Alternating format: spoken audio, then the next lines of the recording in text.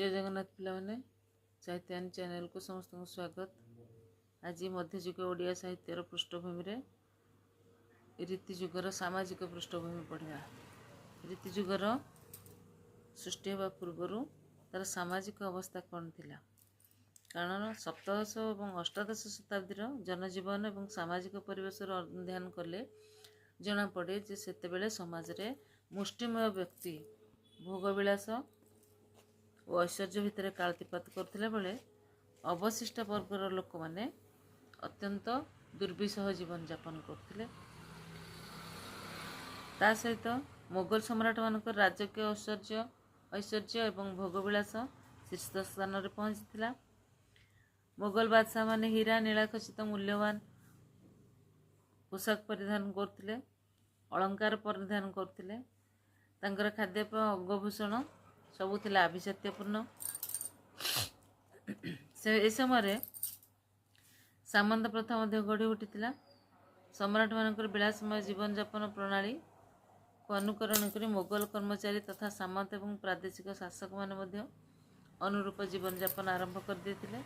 सेमानकर मुख्य थिला मद्यपान, बहु नारी संभोग, नर्तकी मानकर नुपुरर निकोण मध्यरे सेमाने निजको हजाई देउथिले। सेमानक जीवन थिला बेस मधुमय। आउ मुगल अंतपुर गुड़िक रोते हजार हजार संख्यक स्त्री भिन्न भिन्न वर्ण जो जातिर अगणित नारी मारे भिन्न भिन्न कार्य अंतपुर निजुक्ति पाउथिले। एमानक मध्यरु अनेक थिले बादशाहंकर प्रत्यक्ष सेवारे निजुक्त, आउ केतक बादशाहंकर मनोरंजन करने लगी मध्य निजुक्त थिले। तेणु अंतपुर शिक्षा गजलमान और बहु अश्लील प्रेम कहानी मध्य सीमाबद्ध थिला। एमानक मध्य वृद्धा स्त्री लोक अनेक क्षेत्र में द्वितीय कार्य करथिले। एही कुटिनी माने स्थाने स्थाने बाहर सुंदर स्त्री मानक नाना प्रलोभन देखाई आणुथिले, अंतपुर को नहीं आसुथिले। सम्राट गहन सुंदर स्त्री सहित नारीर सुरार मध्य व्यापक व्यवस्था करा जाउथिला। मदिरापान सहित नारी मानक सहित समय अतिबाहित करबा सेमानकर गोटे थिला राजकीय वासना। एतद व्यतीत हिंदू और मुसलमान राजन्य गोष्ठी अबाध सेवन करथिले, मदिरार अबाध सेवन करथिले। आउ सेमानकर श्रृंगारिकतार नग्न नृत्य सेमानक आगे परिवेषण करा जाउथिला। सैनिक शिविर गुड़िक बेश्या गोष्ठी मानकर थिला अबाध प्रवेश। क्षुद्र क्षुद्र सामंत राजा मानक आगे विभिन्न प्रकार विलास व्यसनमय परिवेश सृष्टि होता। सेमाने से अनुसार कालातीपात करथिले। एही समय थिला सेमानकर पई गोटे आदर्शमय समय। सेमानक समय संपूर्ण भाव में भोगविलास कटुला। जनसाधारण जीवन जेते अत्याचारित जर्जरित कष्ट सहित जीवन यापन से करथिले मध्य सेमानक पई शासक गोष्ठी कौन प्रकार चेष्टा नथिला सेमानकु उपयुक्त शासन देवाई बा सेमानक प्रजा मंगल कार्य किछि करिवा पई, बरं सेमाने विलास प्रिय भाव में अंतपुर विलास कक्ष, प्रमोद उद्यान, पत्नी मानक पई स्मृति समाधि एसबु निर्माण रे शताधिक अर्थ व्यय करथिले। किंतु साधारण जनतांकर मन पेटर ज्वाला को से केबे बुझी नथिले। एही समय बहुत सुरम्य अट्टालिका, ताजमहल, शताधिक मस्जिद, ऐश्वर्यशाली कीर्ति, सम्राट मानकर जो विलास व्यसनपूर्ण जीवन चित्र यही सब देखा मिले। मुगल साम्राज्यर साधारण प्रजा सुख समुद्र चित्र देखा मिले ना। मुगल सम्राट मान शासन करते प्रजा मान मंगलकारी कौन कार्य, जनहितकारी कौन कार्य से करनथिले। तेणु प्रायतः राजदरबार रे प्रेम प्रणभित्तिक परिवेश थिला एवं जो साहित्यिक मानक से दरबार रे मंडन आसन दि जाइथिला, जो मानक साहित्य चर्चा करिया पे कुआ जाउथिला, से माने प्रेम प्रणभित्तिक काव्य रचना करथिले, श्रृंगार रस भित्तिक काव्य रचना करथिले। आउ श्रृंगार रस परिचर्या सामंत गोष्ठी व्यस्त रोते। दरबार रे जो कवि माने स्थान पाउथिले से माने କାବ୍ୟ ରଚନା କଲାବେଳେ ମୁଖ୍ୟତଃ ସେଥିରେ ନାରୀର ଅଙ୍ଗ ସୌଷ୍ଠବ ବର୍ଣ୍ଣନା, ପ୍ରେମମୟ ରଚନା ନିଜର ପାରଦର୍ଶିତା ପ୍ରଦର୍ଶନ କରୁଥିଲେ। ଆଉ ରୂପଚର୍ୟା ଥିଲା କବିମାନଙ୍କ ପ୍ରଧାନ ଆଭିମୁଖ୍ୟ ସାହିତ୍ୟରେ ରୂପଚର୍ୟା କରିବା। ତେବେ ମୋଗଲ ରାଜତ୍ୱ କାଳରେ ହିନ୍ଦୁମାନଙ୍କର ସାମାଜିକ ଚଳନ ଥିଲା, ସାହିତ୍ୟିକ ପରିପ୍ରକାଶ ଥିଲା, ଜୀବନଯାପନ ପ୍ରଣାଳୀ ଥିଲା, ତାହା ବିଶେଷ ଭାବରେ ମୁସଲମାନଙ୍କ ଦ୍ୱାରା ପ୍ରଭାବିତ ହୋଇଥିଲା। ଯଦିଓ ସଂସ୍କୃତି ସମ୍ପନ୍ନ ଜାତି ଥିଲା ଆମର ହିନ୍ଦୁ ଜାତି ଏବଂ ସେମାନଙ୍କର ଶାସକ ଉଚ୍ଚ ମଧ୍ୟବିତ୍ତ ଗୋଷ୍ଠୀ ଦ୍ୱାରା ପ୍ରଭାବିତ ହୋଇଥିଲେ, ତଥାପି ମଧ୍ୟ ସମାଜରେ ନିମ୍ନ ଗୋଷ୍ଠୀମାନଙ୍କ ଉପରେ ଏମାନଙ୍କର ସାମାନ୍ୟ ମାତ୍ର ପ୍ରଭାବ ଅନୁଭୂତ ହେଉନଥିଲା। ସେମାନେ ମୋଗଲ ଶାସକମାନଙ୍କ ଦ୍ୱାରା ପ୍ରଭାବିତ ହେଉଥିଲେ। ମୋଗଲ ଶାସନରେ ଭାରତୀୟ ସମାଜ ଏଇଭଳି ଏକ ଖରାପ ସମୟ ଦେଇକି ଗତି କରୁଥିଲା ବେଳେ ପ୍ରାଦେଶିକ ଶାସକଗଣ ନାରୀ, ମଦ୍ୟ ଏବଂ ରସ ସାହିତ୍ୟ ମଧ୍ୟରେ ନିଜକୁ ମଜାଇ ରଖିଥିଲେ। ତେଣୁ ଏହି ସମୟରେ ବ୍ରାହ୍ମଣମାନଙ୍କ ମଧ୍ୟରେ ଯେଉଁ ଅନ୍ତର୍ବିବାଦ, ଅହମିକା ଏବଂ ଆତ୍ମଗାରିମା ପ୍ରକାଶ ପାଇଥିଲା, ତାହାରି ଫଳରେ ଶାସକମାନେ ସେମାନଙ୍କ ଦ୍ୱାରା ନିୟନ୍ତ୍ରିତ ହେବା ପରିବର୍ତ୍ତେ ସେମାନଙ୍କୁ ସାମୟିକ ପାରିତୋଷିକ, ପଦବୀ ଏବଂ ପାରିଶ୍ରମିକ ପ୍ରଦାନ ଦ୍ୱାରା ନିୟନ୍ତ୍ରଣ କରିବାକୁ ଲାଗିଲେ। ଫଳରେ କ'ଣ ହେଲା ନା ଧୀରେ ଧୀରେ ରାଜସଭାମାନଙ୍କର ପଣ୍ଡିତମାନଙ୍କର ଆଧିପତ୍ୟ କ୍ଷୀଣ ହେବାକୁ ଲାଗିଲା ଏବଂ ବ୍ରାହ୍ମଣତର ଜାତିମାନେ ରାଜାଙ୍କର ପ୍ରିୟପାତ୍ର ହେବାକୁ ଲାଗିଲେ ଏବଂ ସେମାନେ ମଧ୍ୟ ଧୀରେ ଧୀରେ ସମାଜରେ ନିଜର ଗୁରୁତ୍ୱ ହରାଇବାକୁ ଲାଗିଲେ। ଫଳରେ ଏଇଭଳି ଗୋଟେ ଅବ୍ୟବସ୍ଥିତ ପରିସ୍ଥିତି ମଧ୍ୟରୁ ଏକ ନବୀନ ଗୋଷ୍ଠୀର ଆବିର୍ଭାବ ମଧ୍ୟ ହୋଇଥିଲା। ସେମାନେ ଥିଲେ ରାଜପୋଷିତ ରାଜପୋଷକ ଗୋଷ୍ଠୀ। ସମାଜରେ ଉତ୍ପାଦକ ଶ୍ରେଣୀ ଅର୍ଥାତ୍ କୃଷକ ଓ ଶ୍ରମିକ ବର୍ଗ ଉଚ୍ଚ ସାମାଜିକ ସ୍ଥିତିର ଅଧିକାରୀ ହେବାରୁ ବଞ୍ଚିତ ହେଉଥିଲେ। ଦରବାରୀ ସାହିତ୍ୟରେ ସେହି ଦୈନ ଲାଞ୍ଛିତ ଜନତାର କାହାଣୀ ସ୍ଥାନ ପାଇବା ଦୂରର କଥା ହେଇଯାଇଥିଲା।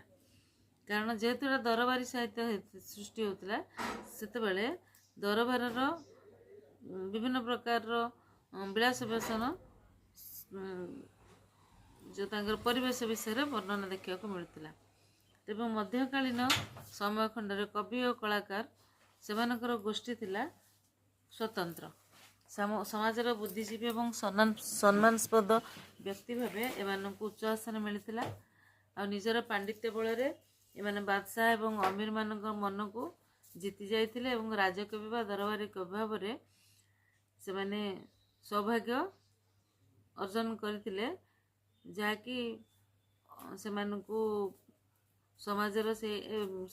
ସେମାନଙ୍କୁ ସେଇ ଯେଉଁ ସମୟର କବିମାନେ ଯେଉଁ ରାଜାମାନେ ଥିଲେ ତାଙ୍କର ଅତି ନିକଟତର କରାଇ ପାରିଥିଲା। ଯଦିଓ ଆର୍ଥିକ ସାମାଜିକ ସ୍ଥିତି ଦୃଷ୍ଟିରୁ ଏମାନେ ନିମ୍ନ ଶ୍ରେଣୀ ଥିଲେ, ତଥାପି ସ୍ୱୀୟ ତୀକ୍ଷ୍ଣ ଧୀଶକ୍ତି, ବିଦ୍ବତା ଓ ପାଣ୍ଡିତ୍ୟ ଯୋଗୁଁ ଏମାନେ ଅଭିଜାତ ବର୍ଗଙ୍କର ଦୃଷ୍ଟି ଆକର୍ଷଣ କରିବାରେ କ୍ଷମ ହୋଇଥିଲେ।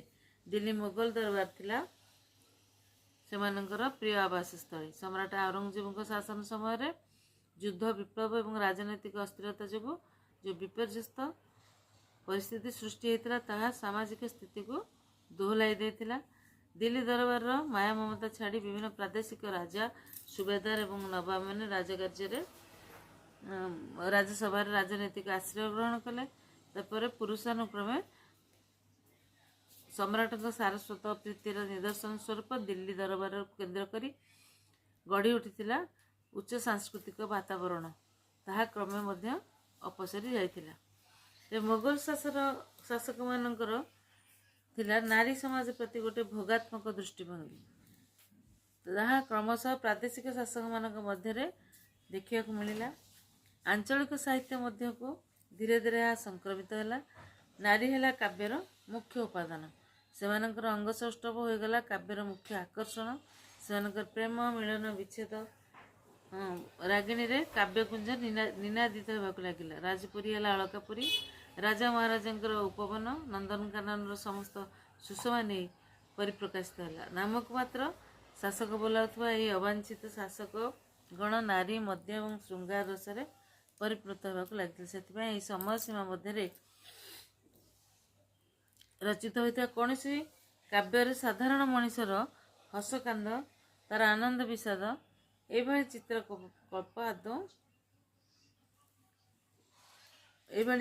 ବିଭିନ୍ନ ପ୍ରକାର ଚିତ୍ରକଳ୍ପ ପ୍ରକାଶ ପାଇଥିଲା ଏବଂ विभिन्न प्रकार चित्र उपलब्ध होगा परिवर्ते क्षमता शून्य सामान्य प्रकार रे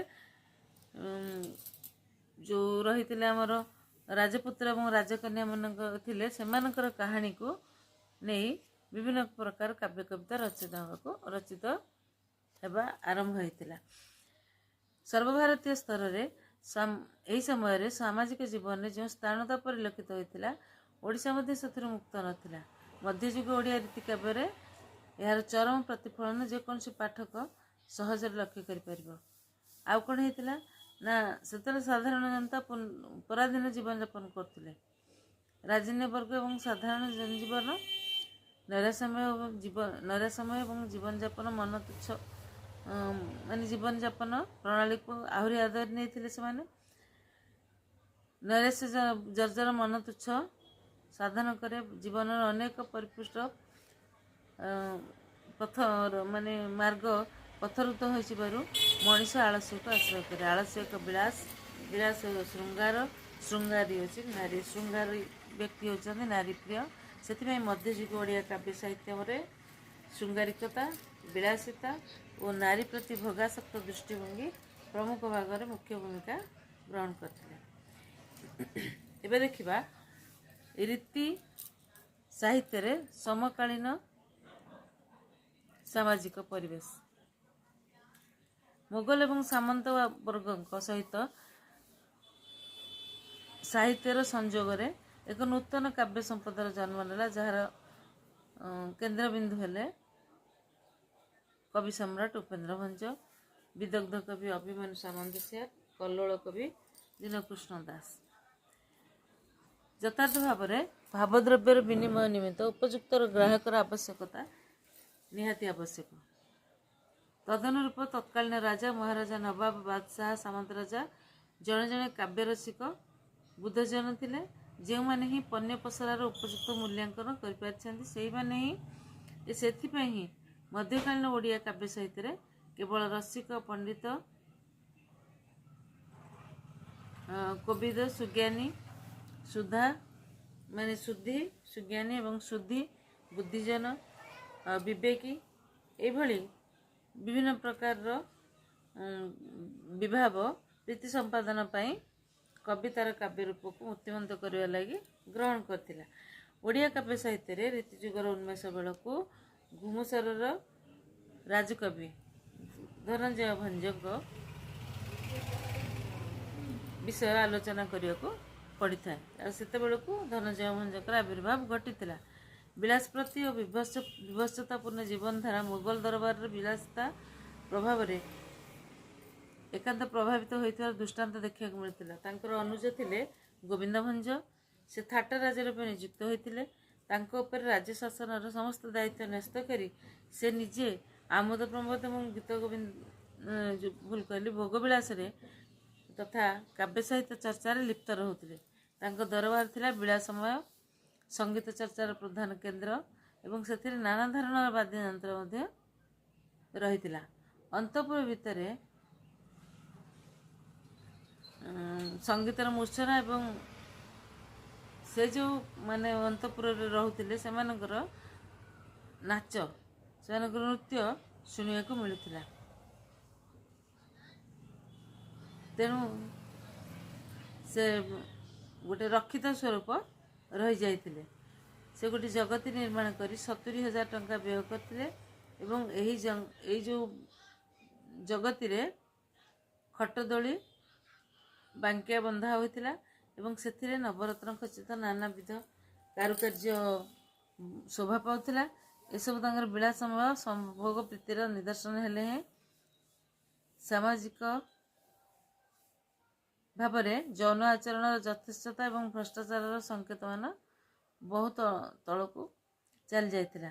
से ओडिशार राजपरिवार गुड़िक मोगल दरबारी प्रभाव में बहुपत्निकता आदर्श रूपे विवेचित होता। जड़े व्यक्ति एकाधिक पत्नी ग्रहण कर बहु विभत्स घटनावली राजअंतपुर गुड़िक थिला एकांत कलुषित।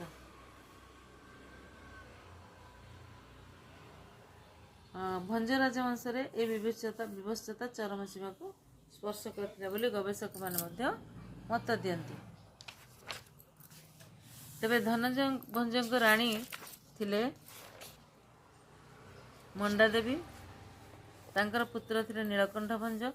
ନୀଳକଣ୍ଠ ଭଞ୍ଜଙ୍କର ରାଜଗାଦି ପ୍ରାପ୍ତ ଉଦ୍ଦେଶ୍ୟରେ ସେ ସ୍ୱାମୀଙ୍କୁ ସରୁ ଚକୁଳିରେ ବିଷ ଦେଇକି ହତ୍ୟା କରିଥିଲେ। କିଏ? ଧନଞ୍ଜୟ ଭଞ୍ଜଙ୍କର ସ୍ତ୍ରୀ।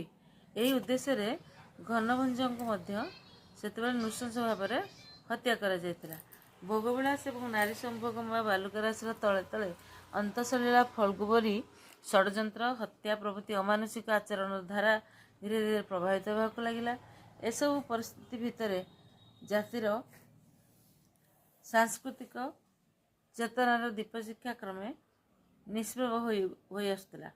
ସେତେବେଳେ ସଂସ୍କୃତି ସଚେତନ କବି ଉପେନ୍ଦ୍ର ଭଞ୍ଜଙ୍କର ଆବିର୍ଭାବ ହେଲା ଗୁମୁସାର ରାଜବଂଶରେ। ଅତଏବ ଭଞ୍ଜ କବିର ଦାୟିତ୍ୱ ସମାଜ ଏବଂ ସଂସ୍କୃତି କ୍ଷେତ୍ରରେ ଅତି ଗୁରୁତ୍ୱପୂର୍ଣ୍ଣ ଥିଲା ଭଳି ଏହି ସମୟରେ ମନେ ହେଉଥିଲା।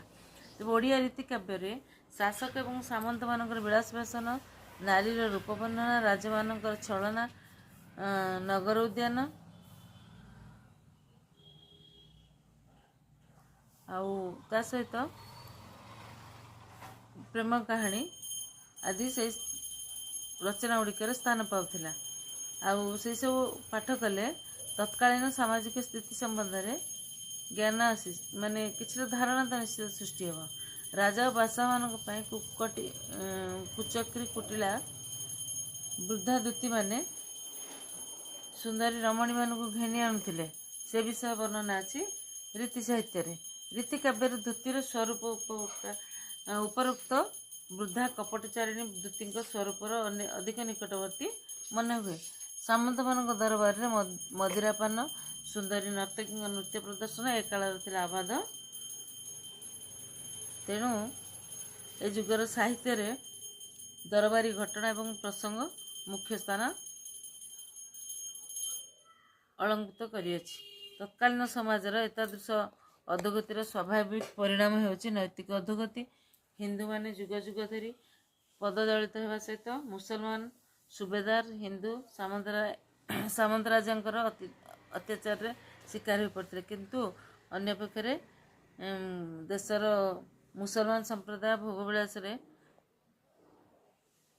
ଭୋଗବିଳାସରେ ପ୍ରମତ୍ତ ରହିଥିଲେ। ମାତ୍ର ଏହି ସମୟରେ କବି ନିଜର କର୍ତ୍ତବ୍ୟକୁ ଖୁବ୍ ଗୁରୁତ୍ୱପୂର୍ଣ୍ଣ ଭାବରେ ମନେ ରଖିବା ସହିତ ତାକୁ ପାଳନ ମଧ୍ୟ କରିଥିଲେ। ଏଭଳି ଭାବରେ କୌଣସି ନବଜାଗରଣର ବାର୍ତ୍ତା କି ଅଭିନବ ସମାଜ ଗଠନ ଉଦ୍ଦେଶ୍ୟ ନଥିଲା।